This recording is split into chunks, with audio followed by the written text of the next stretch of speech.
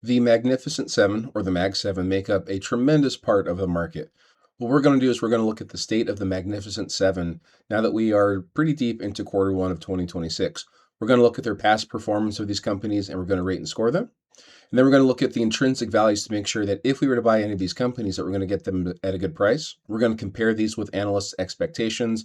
And then we would see how we might invest a hypothetical $1,000 into these 7 companies. So let's look at these companies through the growth lens. First, we're going to start with Apple. Apple has fantastic return on equity and return on invested capital, 152% and 84% respectively. Free cash flow yield, pretty good at 3.2%. We like to see that at 7% or higher. PEG ratio, a little high at 2.7. Forward PE at a 30. However, a 5-year forward PE at an 18.5. That means that if you were to buy Apple today, you'd be getting it at a pretty decent valuation compared to what they're expected to be in 5 years. Amazon coming in next. Amazon has a better PEG ratio, about half of Apple's at a 1.4. Nothing really too fantastic stands out with these numbers, though. We have debt to equity at 0.4, which is nice. We like to see that under 0.7. Profit margins just at 11%. However, a 5-year forward PE for Amazon at a 12.1, that's great. But if you've followed this channel in the past, you know that that's not in bold-face type, which means that there's actually better 5-year forward PEs among these 7 companies. Google coming in next with some very nice debt to equity at 0.2. PEG ratio at 1.8. We'd like to see that a little bit lower for Google. Nothing else really stands out in Google. However, there's a 5-year forward PE at about 15, which is nice for a high growth tech company. Meta has a PEG ratio of 1. That is very nice. That's some of the best PEG ratios that we'll see in these companies. Forward PE at about a 20. Debt to equity nice and low at 0.4.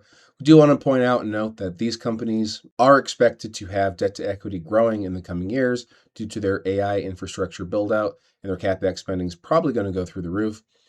Free cash flow yield at 2.9% for Meta. That's the second best of all these companies. So none of these companies have fantastic free cash flow yield to speak of.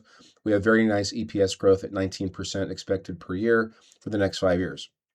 Microsoft with some very healthy profit margins at 39%. 5-year forward PE for Microsoft at a 10.3. That is just great. Forward PE at a 21.1. Microsoft coming with pretty decent numbers with their PEG ratio at 1.3. Now, NVDA has the best PEG ratio at 0.6, very well under 1. The lowest debt to equity at 0.1. Return on equity, return on invested capital, profit margins, revenue growth, EPS growth, 5-year forward PE.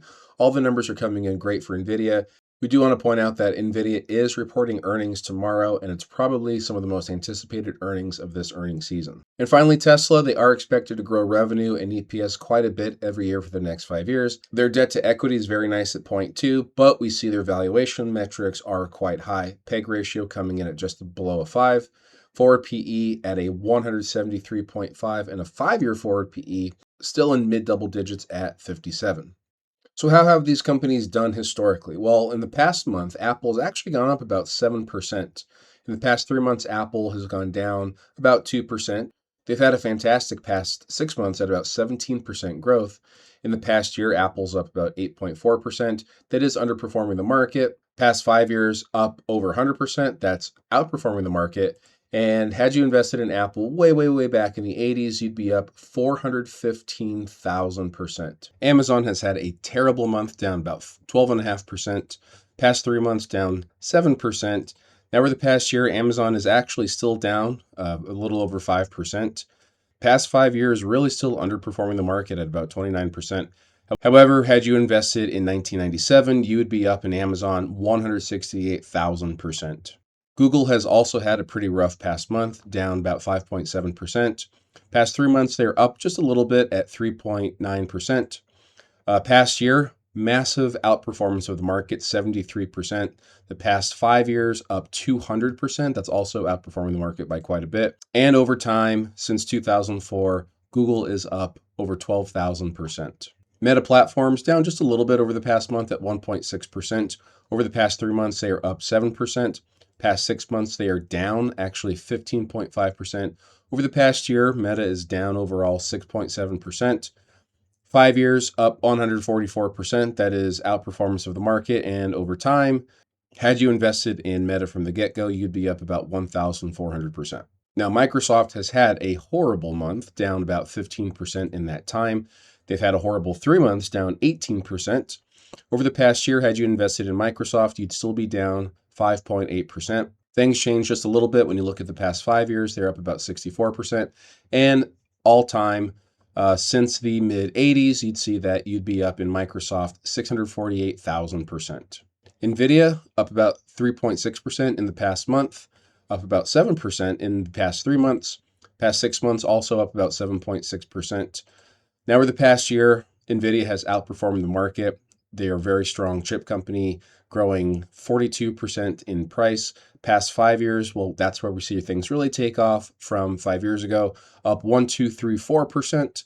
And all time, had you invested in NVIDIA in the late 90s, you would be up 437,000%. And finally, Tesla, another company that's had a pretty rough go at it in recent months. Past month, down 11%. Past 3 months, you'd actually be up in your position, about 2.23%. Over the past 6 months, Tesla's had a pretty nice run at about 17.5%. In the past year, they're up 18%. That's a little bit better than the market in that time. Past 5 years, up 67%. And all time, Tesla is up 31,000% had you invested your money in mid 2020 or in mid 2010. All 7 of these companies have had a great run. The question is, are these still quality companies? So let's look at their growth scores. If you're new to this channel, what we do is we rate scores. We score them between -10 and +10, -10 being garbage, +10 being perfect, 0 being neutral. And first, we see Tesla coming in at a -3. So according to our scoring method, Tesla not looking too good when it comes to these growth scores. We do see great revenue and EPS growth in the next 5 years. However, these valuations are just sky high for Tesla. The return on equity and invested capital, not good. Their profit margins are very small. Tesla not looking too good in the near future. Apple coming in at a 3. So that's above neutral, but we like companies to be 5 or higher if we consider them for our portfolio. Amazon now coming in at a 4. We've talked about Amazon a lot on this channel. A lot of times, even though they're just below a 5, we do consider them for future calculations like intrinsic values and safety companies, and we do consider them for our portfolio, given the fact that they are just such a great, great company. Google, the first company actually coming in at a 5 with growth in our scoring method. Google has great numbers across the board. So does Meta. Meta's coming in at a 7 overall in growth. Microsoft also tied with Meta, coming in at a 7. But the greatest growth company of the Mag 7 is NVIDIA, coming in with a growth score of 8. Now, given the uncertainty of the stock market and the environment surrounding AI and surrounding technology, we're also going to bake in some safety. We're going to look at the safety scores of these companies. And the first one that we see is Apple. They do have a very small dividend at 0.4% yield. They have grown their dividend 4% in recent years. They have grown their dividends for 14 consecutive years. So we like to see that. Amazon does not pay a dividend, so that's probably going to hurt their safety scores. Google has recently started paying dividends at 0.3%, very small. They have grown those dividends for 2 consecutive years at around a 5% clip. Debt to equity, again, for Google, nice and low, but probably expected to increase with their CapEx spending in the AI infrastructure build-out. PE ratio coming in at about a 29. Now, Meta has a very nice PE ratio at 27.1 and a 5-year forward PE coming in at 11.2. So that is looking very attractive for Meta. They're also a recent dividend payer. A couple years ago, they started paying a dividend. They've grown their dividends about 3.7% in that time. Their dividend yield also quite low at 0.3%. Now, Microsoft has the best PE ratio coming in at 24 and one of the best 5-year forward PEs coming in at 10.3. They have grown their dividends for 20 consecutive years. In recent years at a 10.1% growth rate. That is way outpacing inflation. That's very nice. And their dividend yield just under 1%. NVIDIA, very little debt to equity, great returns on invested capital and on assets. They have grown their dividends for 2 consecutive years. It doesn't even register. It's, I believe, a 0.02%. So with rounding to 1 decimal place, NVIDIA's dividend doesn't even register on our chart here. But they have grown their dividend 17.7% in recent years. And they have the best 5-year forward PE at a very astonishing single-digit 9. And finally, Tesla. Very high valuations with a PE ratio of 371, no dividend, so that's going to hurt their safety score as well, and the return on invested capital and assets not looking too good. So using the same scoring method from -10 to +10 for safety that we used for growth, we see that Tesla's coming in at a -4.3, not good. We see Amazon coming in above neutral but below 5 at 2.9. NVIDIA is coming in at a 3.6 for safety. Apple's tied with NVIDIA for 3.6. Apple is tied with NVIDIA at a 3.6 for safety. Meta's coming in at a 4.3, so also just below that 5 mark. Google tied with Meta at a 4.3, and Microsoft is the only company coming in above a 5 for safety at a 5.7. Now, it's not enough to know that these are quality companies. We want to make sure that we are getting them at a good price, so we're going to compute intrinsic values for these companies. Intrinsic value calculations are absolutely essential tools for any investor in their toolbox. If you go down to the description of this video, you will see 4 different intrinsic value calculators. You'll see the PE ratios model, the dividend discount model, the discounted cash flow model, and the Peter Lynch-Peggy ratio model. Now, what we're going to do for these 7 companies we're going to compute PE ratio models and dividend discount cash flow models. None, as we just saw, pay a really hefty dividend, so we're not going to use the dividend discount model. And the Peter Lynch ratios model, the Peggy ratio model, isn't too incredibly accurate, we have found using it on this channel. So what we are going to do is we're going to average these 2 numbers together. We're going to call that the intrinsic value. We're going to compare that with their current price and compute the margin of safety. We want the intrinsic value to be higher than the price. That means that the price is lower than what they are currently valued, what we expect the stock price to be. And we want to make sure that we get a nice margin of safety. So again, link in the description below showing you how to build out these very, very important intrinsic value calculators yourselves on Google Sheets. Check them out. Absolutely essential for any investor. So no surprise, Tesla coming in dead last, average score of negative 3.39. So what we're doing is we're averaging their growth score and their safety score to get their average score. The intrinsic value for Tesla, according to our calculations, is 150 per share. Current stock price is 400 per share. That means that that's a negative 167% margin of safety. So Tesla coming in all over the place. There's a high estimate among analysts at $600 per share. That would be a 50% increase. And there's a low estimate of $25 per share. So who knows, right? On average, analysts expect Tesla to be basically flat at 396, maybe going down a little bit. The median is at 471. So that does mean that more analysts are in fact bearish or bullish rather on Tesla. There are 7 analysts that say that Tesla is a strong buy, 9 say buy, 10 say hold, 3 actually say sell, and 4 say strong sell. So again, Tesla all over the place. I would not be surprised if I wake up tomorrow and Tesla is $600 per share. I would also not be surprised if I wake up tomorrow and Tesla's in the low triple digits or even like in the 90s or 70s. If Tesla ever got down to $25 per share, something's gone horribly wrong. I don't think that's happening anytime soon. Our intrinsic value at 150 is in the middle of the more bearish range. Next up is Apple with an average score of 3.18. Intrinsically, we think that they are worth $210 per share. They're currently trading for $266, so you are paying a 27% premium if you bought Apple today. So our estimate of 210 is on the very bearish side of analysts. On average, analysts think that Apple's going to be about $300 per share. That's between a 12 and 16% increase in their stock price over the next year. The high coming in at 350, the low coming in at 200. There are 10 analysts that say that Apple is a strong buy.